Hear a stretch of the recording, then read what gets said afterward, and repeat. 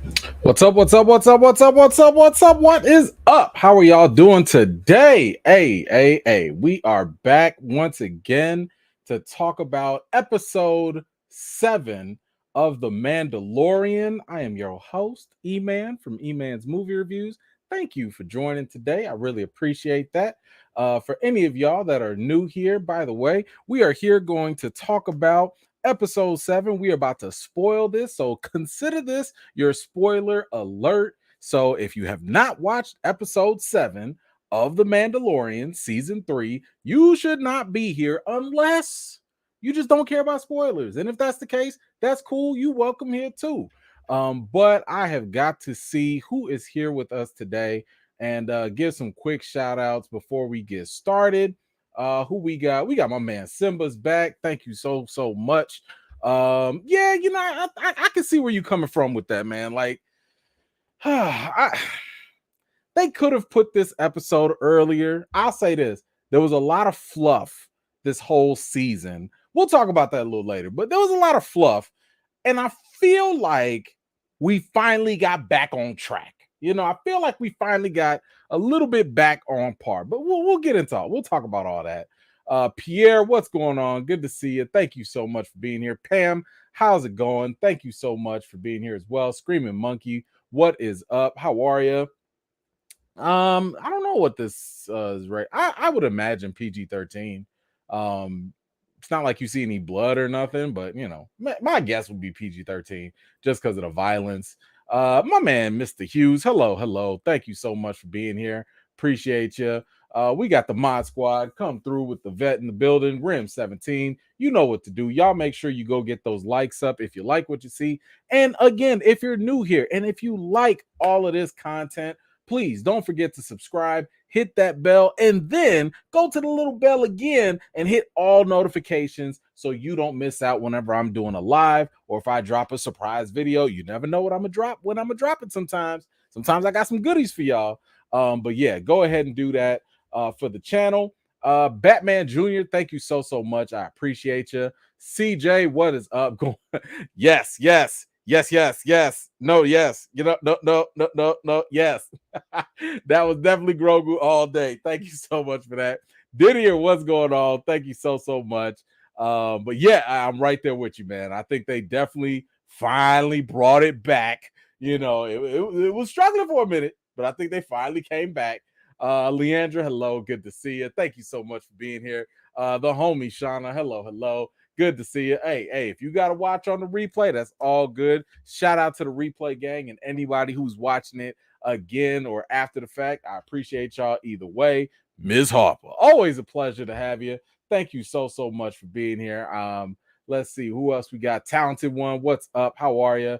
Thank you for being here. My man Lou is back. What's up? Tasha, how you doing? Good to see you. Zia Latrice, thank you so much for being here. I appreciate you. Yeah, he was listen. First of all, Grogu is technically older than his daddy. So all I'm saying is he is Din's elder. Technically, he is 50 something years old. I think he's 52 now. So, he older than Din. Maybe it was time. I don't know. I don't know how this worked. I don't know how it worked. I just know Grogu is technically older. So maybe enough was enough and it was time for a change. I don't know. Thank you so much for that. Let's see. My man Terrence is back. What's going on, brother? Thank you so much for being here. Who else we got? My man Corey. Hello. Good to see you. D Steels, what's going on? Thank you so much. Yeah, I mean, listen, I would have taken this a little earlier too, but they got to stretch it, I guess. Kiki West, what's up, ma'am? Hello. Good to see you. Dr. J, what's up? How are you? Nerdy Nurse, hello. Good to see you. Let's see. Chops, what's up? How are you? Rhonda, it is so good to have you back. Thank you so much for being here. Appreciate you always. Toby, what's up? How are you? Lynn, hello. Who else we got? Theo, what's going on? Metal, what's up? By the way, yeah, didn't just keep on getting captured, don't he? Like, this is the second time today, like this season. Like, bruh, I need you to get a new story. Just something. Got Aloha. Hello, man. Thank you so much for being here. Appreciate you. Jennifer, what's up? How are you? My man, Derek Gaines. Good to see you. Okay, hey, take your time. Go on and watch the episode. Come on back, brother. It's all good. T-Ville is back. What is up? How are you? Thank you so much for being here. My man, Phil Roy, is back as well. Thank you so much. And Christy, hello, ma'am. Good to see you too. So, real quick, just overall impression about this episode. As I mentioned, this episode finally got back on track. Like the last episode. Listen, I'm cool with Lizzo and Jack Black and all that. That's cute, but I'm sorry, the cameos are not enough. I'm here for the story and the characters. And even though I've said this from the jump, even though The Mandalorian is not specific, the first two seasons have basically told us it was about Din and his story, and secretly Grogu, right? Grogu, who is a Mandalorian, by the way. Don't let the Force and all that stuff fool you. He is a Mandalorian. He's a foundling right now. It's a little bit of his story too. Now, season 3 is kind of sort of Bo-Katan's story. Like, I mean, Din would have 5 lines per episode. Like, be honest, my man got Boba Fetted in his own show. Okay, like he went and Boba Fett, but now he got Boba Fetted over here. And what I mean by it is you get somebody from another show or another character come in and steal the spotlight when you used to be the lead and your name is all in the title and all that, and it's just not your show no more. Because right now it's the Bo-Katan show. But to be fair, it is a story that I think we're really starting to understand about all the Mandalorians, right? And it's funny because to me, I'm like, why not just call this series or this, season the Mandalorians? Just put an S on it. If you just put an S on it, I think that'd be cool, because to me, I'm like, now I'm not looking for the story to be about one Mandalorian. I'm looking at it from all Mandalorians, but whatever. Anyway, let's just go ahead and let's kind of go through the episode and react to it. I'd like to hear what you guys thought about it, and let's kind of go through that. Hold on, actually, I want to put this up here so we can be all official with this. Let's put that up there. Boom. Okay, because we're talking about episode 7. I don't want nobody to get confused. So first of all, by the way, whoa, before we start, this episode, because the episodes usually start off with a name or a title, this episode was called The Spies. Okay? I want y'all, because y'all seen this, y'all seen it already. I want y'all, as we go through this, to think about who the spies are. Okay? It wasn't the spy. Spies. Okay? With the S. So I want y'all to think about that while we go through it. Now I'm going to throw some things at y'all, but I'm very curious to see what y'all think as we go through. Okay, so first off, we come up. They are going full Blade Runner here. Clearly, we're on Coruscant right now, but this is giving total Blade Runner vibes. I mean, it's almost like they literally copied the homework. It's cool. I'm not complaining. But come on now, this was totally Blade Runner. And we start off with Kane. Y'all remember her? She was the one that was giving out the biscuits with no drink, and just she turned up the mind flayer machine on Dr. Pershing. She is getting scanned here by the probe robot. All of that so she can have a Zoom call with none other than Moff Gideon himself. That's right. Guess who's Bazak? It's Moff Gideon. We saw in the last episode that clearly he had escaped, and clearly he was not going to go away quietly. He has been doing his business all this time, and he's been working in the shadows. So he's been talking to her, and she basically gives him the 411 on what's been going on. She does let them know that like, yo, the Mandalorians are back, they coming together, and basically, they stop fighting, and he's like, yo, which clans, like, who are you talking about? Because for Moff Gideon, he understands and knows that the Mandalorians stay fighting each other all the time. And if you think about it, that has always been the Mandalorians' weakness. That has always been basically their downfall, because when they are together, they are a legit problem. They're even a problem for Jedi. But the thing is, when they are divided and they're fractioned off, now it's a lot easier to take over and to do whatever they got to do, or to basically lose. So Moff Gideon, this is news to him, and he's like, okay, cool. I understand now. It's Bo-Katan. She's back. And basically, she's teamed up with Din, and he already knows both of them. Remember, because in the end of season 1 or 2, I believe, when they defeated him, he was able to see like what they both were representing. Now, I gotta say, I love this cinematography right here. This was a nice little shout out to what was it, the prequel trilogy right there. And I just the ominous. This right here is Star Wars. Like a lot of times we get caught up with the lightsabers and all that stuff. But to me, this kind of stuff is, I don't even need you to play nothing. I don't need to hear nothing, but you just show me this. And I'm like, oh yeah, that's Star Wars right there. I don't need to know who it is. I don't need to know what the situation is. I know red means evil. I know these suits, dark figure. That is classic. So I really appreciated that right there. Now we get into basically the Shadow Council, and this guy, I forget this guy's name. I think it was Captain Pelion or something like that. Now, for the deep Star Wars fans, like, he was the right hand man of Grand Admiral Thrawn, and who, by the way, if you don't know who Thrawn is, this is going to be your weekly reminder to go watch Star Wars Rebels on Disney Plus, because Star Wars Rebels is going to let you know what happened to the Mandalorians, why they're so divided, who General Thrawn is, and it's going to set you up for the upcoming Ahsoka series. So, once again, go watch Clone Wars and go watch Rebels so all this stuff can make sense. And you know what? I'm going to have to go. I won't get to it yet, but I'm going to have to take my own advice on something a little bit later.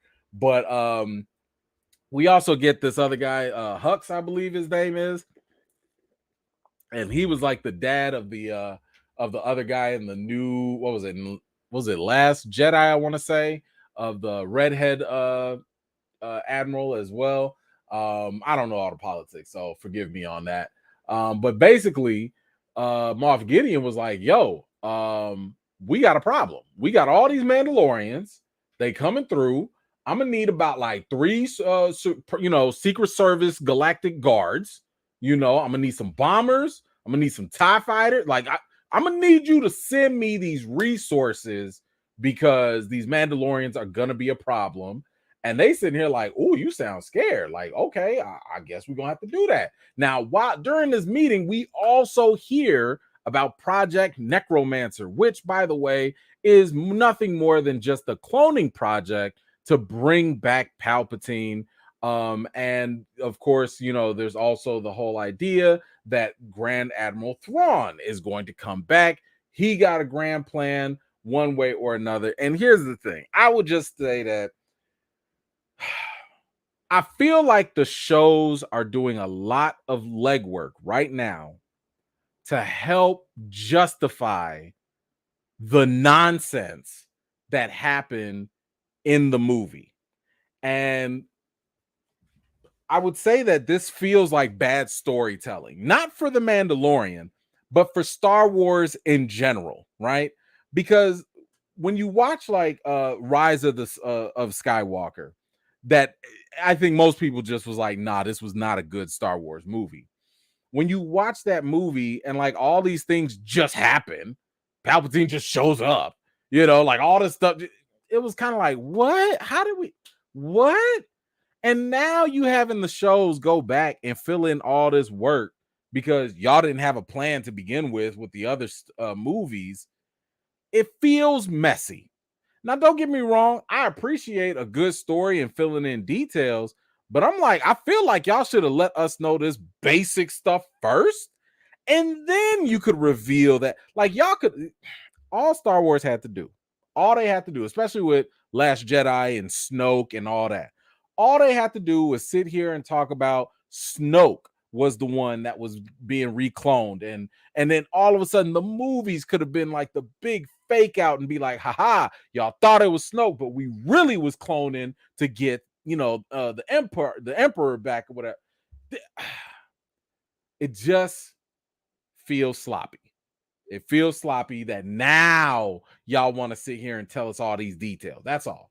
But anyway, so Moff Gideon's like, look, forget Thrawn, forget the Emperor. Like, it's looking like we need some new leadership right now. Because y'all sitting here lollygagging around and we got moves to make. And he was like, I don't see no Thrawn around here. Ain't no Thrawn. So no Thrawn, no, new leadership. Let's make that happen. So everybody else was kind of like, okay. And it sounds like, they asked him about Dr. Pershing and his research, which again was about cloning. And Moff Gideon was like, oh, yeah, a lot of that research was lost, but for now. So, what does that mean? Does that mean that Pershing is going to come back? Or maybe he's dead and then, like maybe they messed up his mind for real and they'll find his research later. We're not exactly sure. But one thing we do know is that clearly they do master cloning and that's how Palpatine comes back or whatever. So, yada, yada, yada. So, anyway, as we move forward, we go back. And we see that Bo-Katan is coming back with her whole crew. Kree Garga, he is coming back as well. Grief, I'm sorry, Karga comes back. And you got all these Mandalorians, and now they're having this certain reunion, right? And with this reunion, there's a lot of tension. I mean, you got the wearers with the children of the watch, and they stuck with the old ways and the new ways. You got the new school and the old school, and it's hot, it's thick. Okay, don't nobody like each other at this point, but it is, matter of fact, it's like the Crips and the Bloods. Like it's just not a good look right here. But at the same time, Bo-Katan knew this. Like, she knew that it was going to be a problem. And she knew it was not going to be easy either. So even though there's all this tension, look, sometimes it takes a couple clanks of the hammer and the wrench, to get people together, and let them know, like, yo, we here together. We're trying to be unified. Let's get this down. Okay, let everybody chill. I like, by the way, how Grief Karga came up and gave Mando some of that white Henny from across the galaxy. That was pretty cool. He told him not to drink it in front of nobody though, because then he gonna have to share. But in addition to the White Galaxy Henny, he does also give Mando another gift, and that is none other than IG-12. It is an upgrade from the previous android that he was trying to fix last time. But this time, instead of the android coming back in full force with his memory, because they were having problems with that, now it's basically a vehicle and it could be driven around. For who? Come on now. It's for Grogu. You saw the space. So Grogu has got this. He's trying it out. But man, Mando's like, I don't know. I don't know about this. He's too young. He can't drive. And of course, now Grogu done figured out the commands. He knows how this works. And he got two buttons now to even talk. And one says yes and the other one says no. So when Mando says he can't do it, Grogu keeps on tapping that yes button saying, oh, yes, I can. Yes, I can. Forget what you said. I'm driving this. This is my car now. Sorry, Dad. I'm out.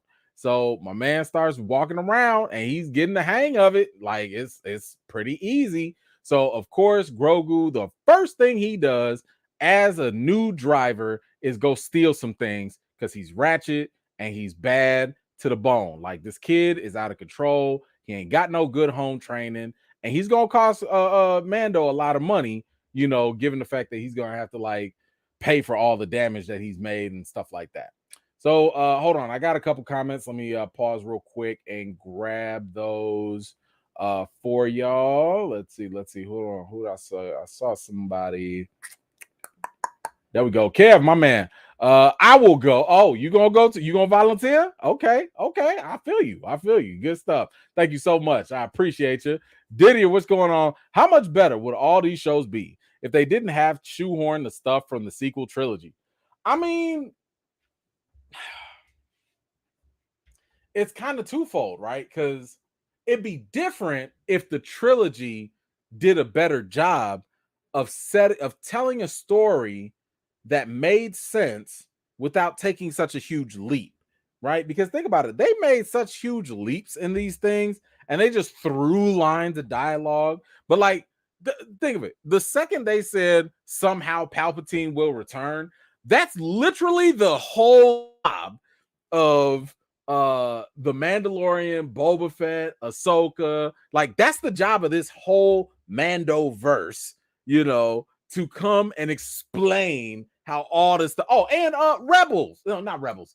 Bad Batch. Like, all of this is there to explain that one little line. Somehow Palpatine returned. Like, that's not good storytelling. Now let's imagine they did something like Infinity War and Avengers Endgame, right? Boom, you got Thanos in the snap. Okay, then we jump 5 years later, we see everybody come back. Okay, cool, but we don't know what happened in the middle of those 4 or 5 years, right? So if that's the case, now you could do a whole bunch of different series to explain that, right? You could do all these different shows to explain what happened during that time. Star Wars ain't that smart. They didn't know. They didn't even have a plan with the trilogy in the first place. They just wanted to do it. Honestly, it was a cash grab. Let's be honest. It was a cash grab, and that's all they were thinking about. They were not thinking about an actual story. But now they're in cleanup mode, and it's pretty sad that that's what they ended up having to do. But anyway, here we are. I think I saw another one. Bender, what's going on? Grogu got them hydraulics hitting them switches. Yes, indeed. Yes, indeed. Thank you so much for that, Bender. That's pretty much exactly what Grogu's doing. Grogu's like, look, I don't care. I got. They see me rolling, like Grogu don't care. He's out of here, and he can talk now too with the buttons. I love it. I love it. All right. So now let's see. Let's fast forward, and now it's time to feast. So you got the new school's out here. They eating. Now notice this. They are eating with no problem. Why? Because they can take their helmets off. Who can't? Old school. They can't take their helmets off. Or, I mean, honestly, they could. Like, all they have to really do is take their food and walk away. But the question is, how far you got to walk? Can you walk anywhere and hide your face? Probably not, I guess, because it's kind of crowded. But yeah, they're not gonna be able to eat here at all. It is a little sad, but politics. It is what it is. I'm gonna just leave that up there for a little bit because that's one of the greatest Mandalorians ever. Yeah. But anyway, as they're eating and everything, I wanted to point this out real quick. Y'all, what are they eating?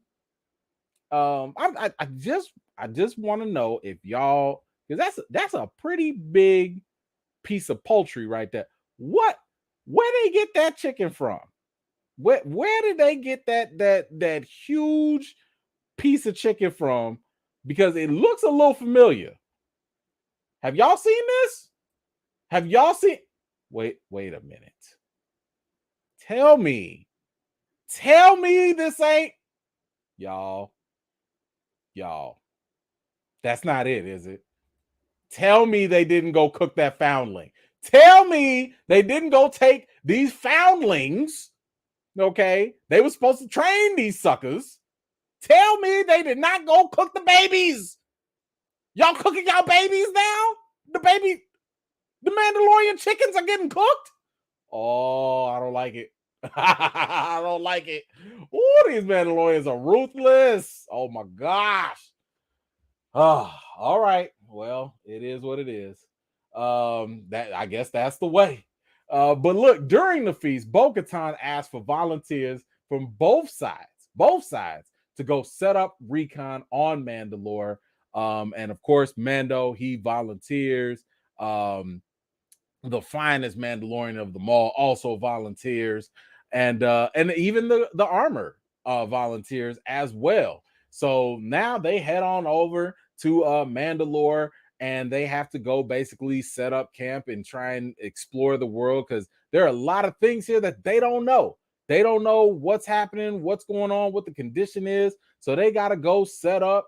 And as they are going around and trying to explore the planet, they come across some of the pirate looking Mandalorians. And these pirate looking Mandalorians come out and they pledge allegiance to Bo Katan. And they sitting here like, yo, Bo Katan, we've been waiting. Like, okay, here we are. What's up, Queen? Okay, cool. So now, as they were sitting down to eat, these pirates, they believe that because they refused to surrender, and this was during the big war with Moff Gideon and the Empire and all that, they thought that because they refused to surrender, the Empire bombed Mandalore almost twice over just to punish them. But turns out that wasn't exactly the case. Bo Katan lets them know, actually, that was my bad. See, what had happened was I surrendered. And she was like, because she surrendered to Moff Gideon, she thought that that was going to save her people. She was under the impression that, like, if she surrendered and gave up to Moff Gideon, which, by the way, was by the request of the ISB to do a ceasefire, she thought that everybody, all the cities were going to be saved and everybody was going to be spared. And she gave up the dark saber that way to try and save everyone. Of course, Moff Gideon lied because he's a liar, and he betrayed them and destroyed Mandalore anyway. So I just thought that that was kind of interesting, because one thing I was always curious about, and they kind of hinted at, was how did Bo-Katan lose to Moff Gideon?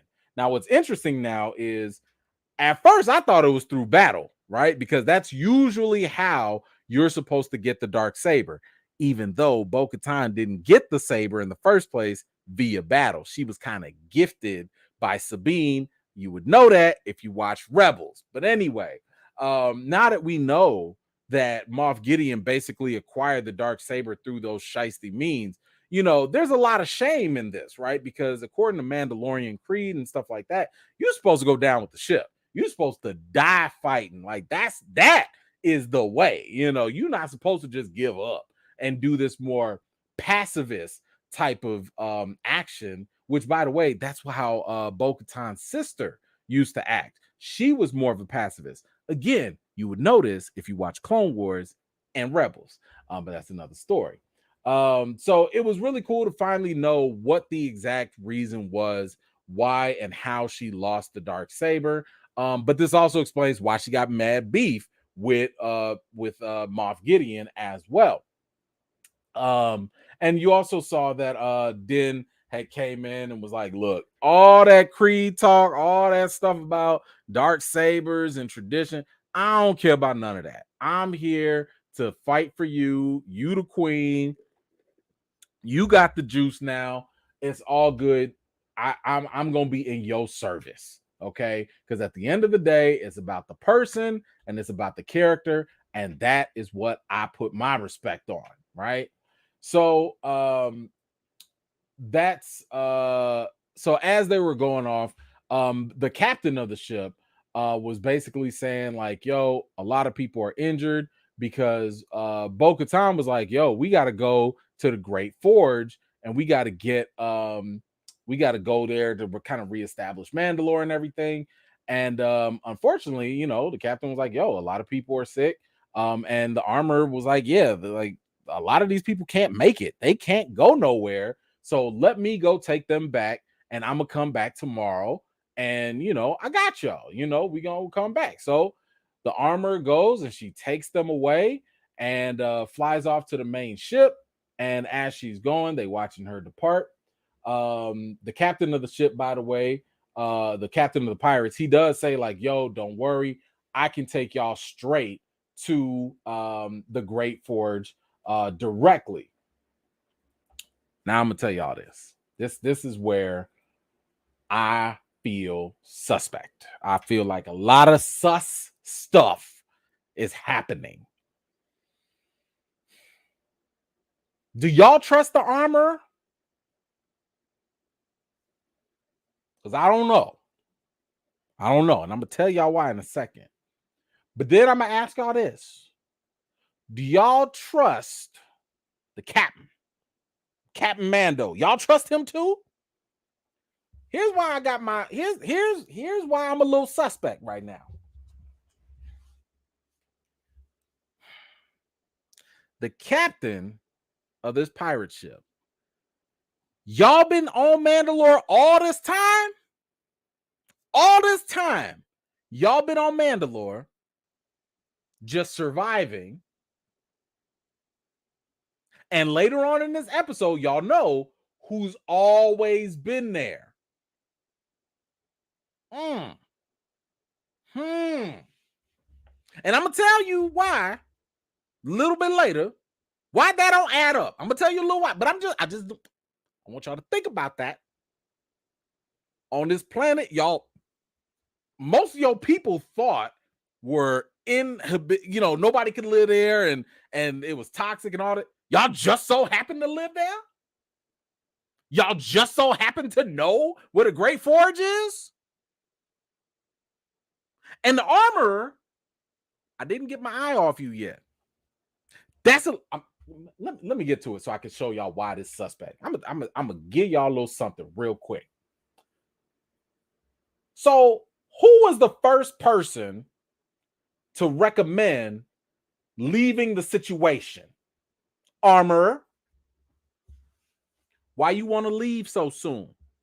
You could have just taken care of them right there. Okay, maybe there's some supplies, medicals on the ship. Maybe. But it's mad convenient that you just now wanted to leave. Okay? And then, watch this now. We see her leave, right? And why they do this? They show you a little close-up of her leaving. Now, I didn't think nothing of this. I sat here thinking, like, you know what? Okay, cool. She leaving. That's cool. Fly away. Okay, whatever. And then the Mandalorians, they sitting there on the cruise ship, or on the little Disney boat, whatever it is. They playing their little chess. We see them fighting a little bit. My man Paz Vizsla reneged a little bit while they was playing. And, of course, Axe tried to call him out. Paz pulled out his vibrating shank. And now they had to scuffle a little bit. And while they sitting there fighting, Grogu came through and was like, nah, brothers, this is not the way. And where did he get that from? Sure wasn't Mando. He got that straight from Luke, because that's the Jedi way. But let's go back to what I was talking about. Here we go, back in space. This the armorer ship. And what's she doing? Going back to the ship. Why? I want you to just think about this. And by the way, shout out to all the Black Mandalorians. I had no idea we had so many Black Mandalorians. Shout out to them. But my question for you is this. Didn't we already see her leave? We saw her leave. Excuse me. We saw her leave already. Why do you need to show us again that she is making it to the ship? Are those Mandalorians actually hurt? Are they? Now, let me bring something back. Let me bring something back for y'all. Do I have a good picture of this? I don't think so. Can y'all see it? Okay. I don't know if y'all can see it. On the helmet of the armor, the helmet, she got some horns on there, right? You're going to see these horns come back a little later.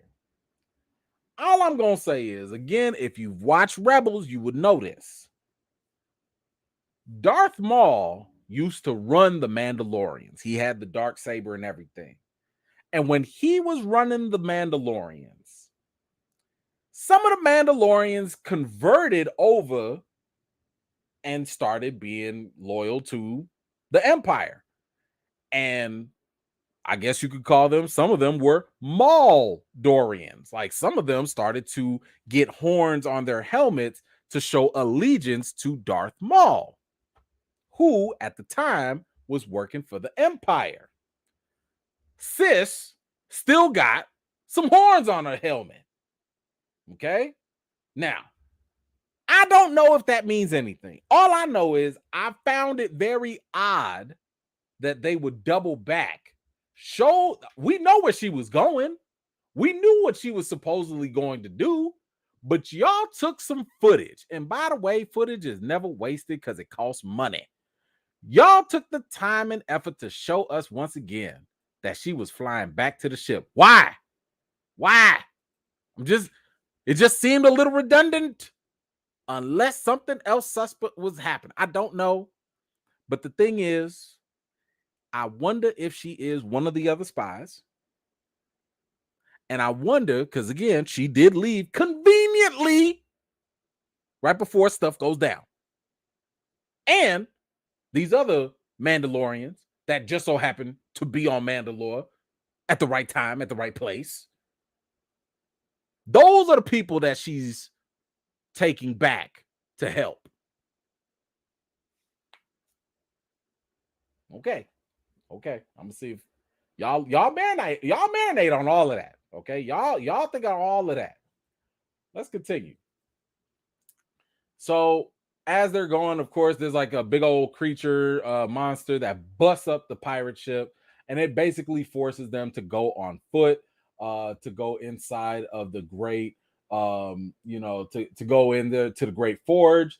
So as they're going through, they're making their way. And they're like, oh, okay. Oh, snap. We got some more Mandalorian brothers. Nah, that ain't them. It's a setup. And as they are getting set up, they find out that there are these clone stormtroopers that now are wearing Beskar armor. And that makes them even harder to kill and to defeat. And we get probably the best and most amount of action that we have gotten in this series to date. These stormtroopers are no joke.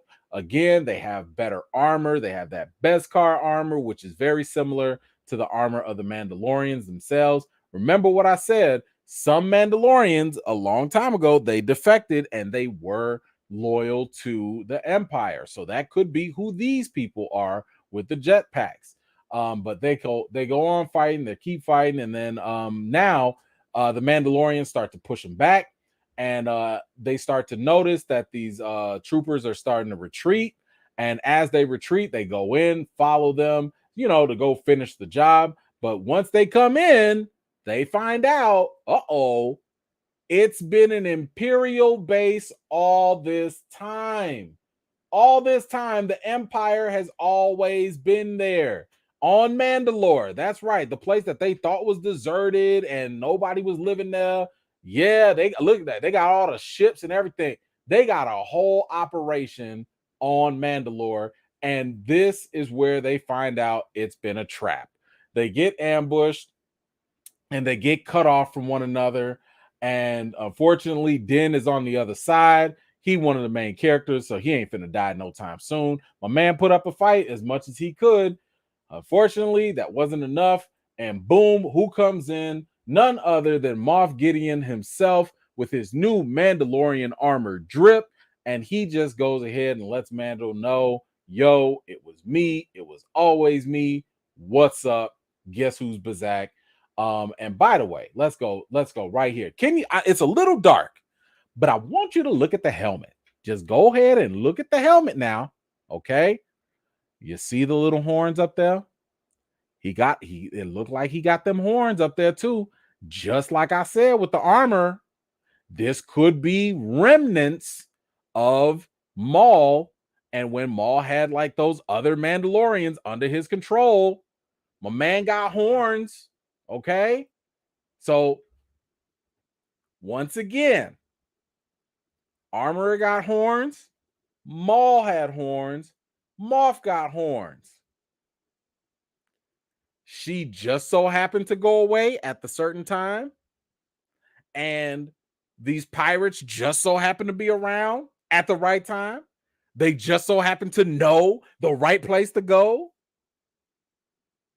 And the Empire has been here for how long? All this time, you mean to tell me that the Empire never knew about them other Mandalorians? Either that or these Mandalorians never knew, the pirate ones, they never knew about the Empire that was there?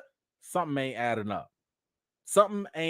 up. Now, I don't know. I can't speak for the pirate Mandalorians. The one thing that could possibly save the armor, one thing is the fact that she actually was trying to bring Mandalore together. That's the one thing that would throw a huge wrench in the theory that she is also a spy. Because think about it. Back in the beginning of the episode, Moff Gideon did not know that Mando and Bo-Katan were working together. Right? So they have been working together for a long time. So if she was a spy, she would have been told Moff Gideon that.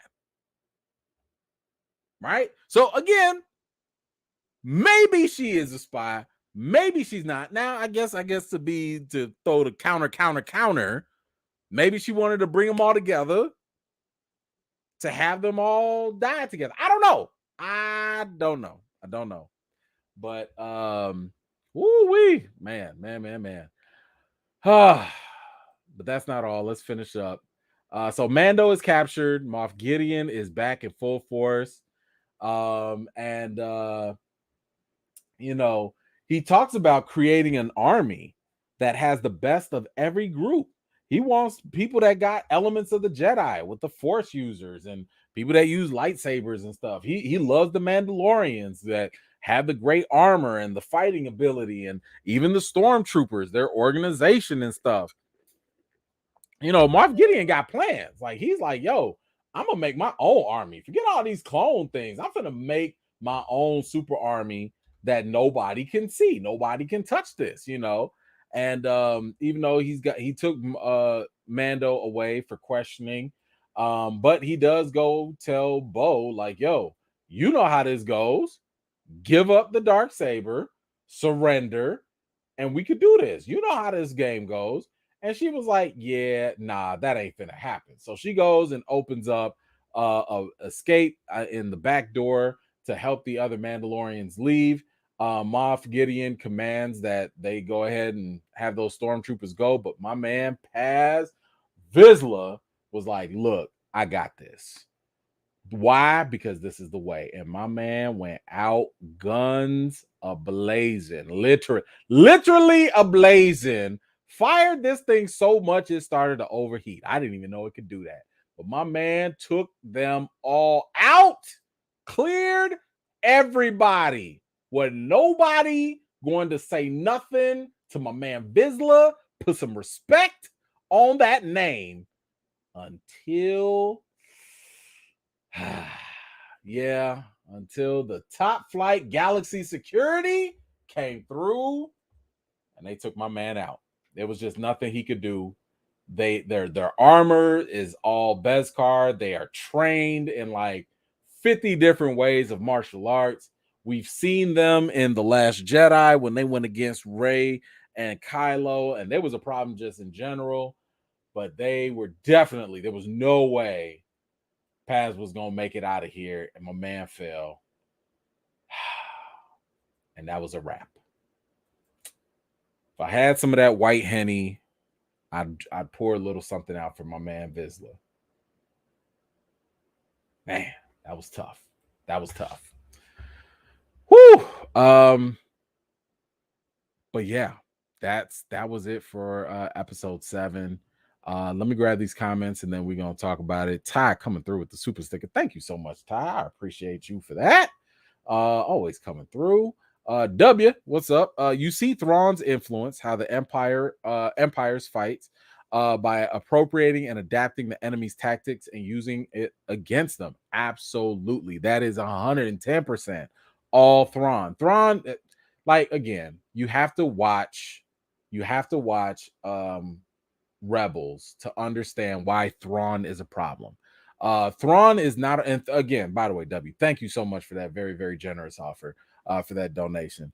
Thrawn is, and you're spot on with that. The reason why Thrawn is a problem is because it's not like, he's some great fighter. He's not like a Sith. He's not one of those type of people. that does that kind of stuff, but like he's a strategist. He's a strategist. Like he's that guy that thinks 4, 5, 10 steps ahead of everybody else. And he got a plan for a plan for a plan. If y'all thought Batman with prep time was a problem, this is literally what Thrawn does. Thrawn does plans, okay? And he is a problem. So, now again, we don't know where he's at, where he's coming back. Maybe he comes back in Ahsoka, maybe he doesn't. We don't know. I know there was something in the trailer, but Thrawn is going to be a problem. One way or another, he is going to be a problem. But anyway, that is all for the episode. Keep in mind, this is the last one. There's only one more episode until the season. Like this next episode is the season finale. And of course, season 4 is already greenlit. So I guess the question now is like, what did y'all rate this episode? Scale from 1 to 10. What are y'all giving this? And let me see. So definitely love the action. We finally got back to the storytelling. I like the development, but I like the twist, at least with the whole, Moff Gideon knowing what was up, coming up with a plan, and basically outdoing the Mandalorians.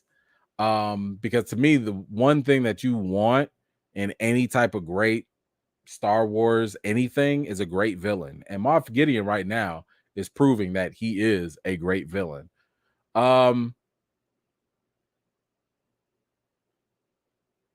I think I'm gonna give this episode nah, they gave me enough action. I'm gonna give it a 9. I'm gonna give it a 9. This was a solid episode. This was a very solid. It's sad it took this long to get here, but I like the fact that we at least are getting back on track.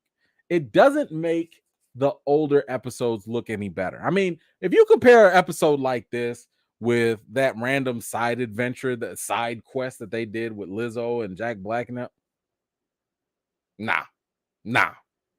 This is that Mandalorian feed that I need. This is that Mandalorian stuff that I've been craving for. So I'm gonna give it a 9, but it's not about what I think. It's about what y'all think. Let's see what y'all give this.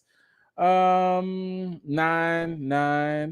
8, 8.9. Cool. 9, 7.5, 9, 9. Okay. 7, 8, 8.5, 9. Favorite. Okay. 8, 9, 9. Solid 9. 7.5, 9.5, 8, 9. Who else? 8, 9.8. Okay. 8, 9, 10. What's got 9, 8, 8.5, 9, 9. Ooh, a 10. High 9. Nice. 9, 7.5, 8, 8.9. Love to see it. 10, 8.4.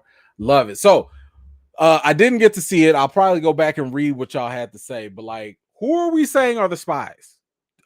So we know Kane is a spy. Is the armorer a spy? Are the pirates? Are they Imperial Mandalorian spies? Was there anyone else maybe that we missed? Maybe. Let me know who y'all think was a spy, or who are all the spies, because maybe the armor is fine. I don't know. You think it's the armor? Okay, the whole pirate crew. I mean, again, they were very convenient. It was very convenient that they just swooped in the second the Mandalorians came through. Maybe. Wait, what you say, Rims? Pirates, definitely. That's why Moff let them live. Very, very possible. Maybe they was the ones that work with him all the time. Okay. Oh, Bo-Katan's crew. They were mercenaries for a long time.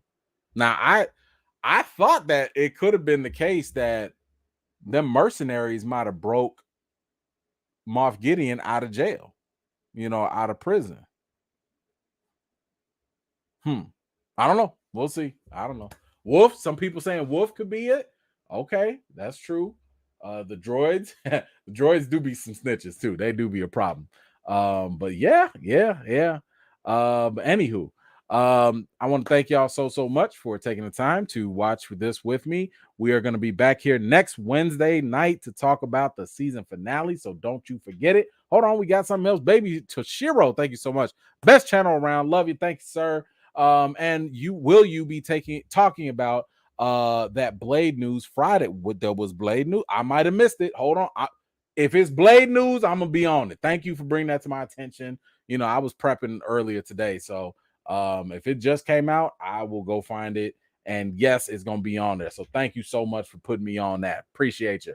But all right, y'all, that's all I got. I appreciate you. We will be here Friday to talk about all the news that's been going on. There's a lot of Star Wars news, a whole bunch of HBO news, lots and lots of things that we're gonna talk about for sure. So make sure you come on back here 7 p.m. Central Standard Time, and we will get it in. You know the deal. Wash your hands, wash your butts. Have a great rest of your week, and I will see y'all Friday. Peace.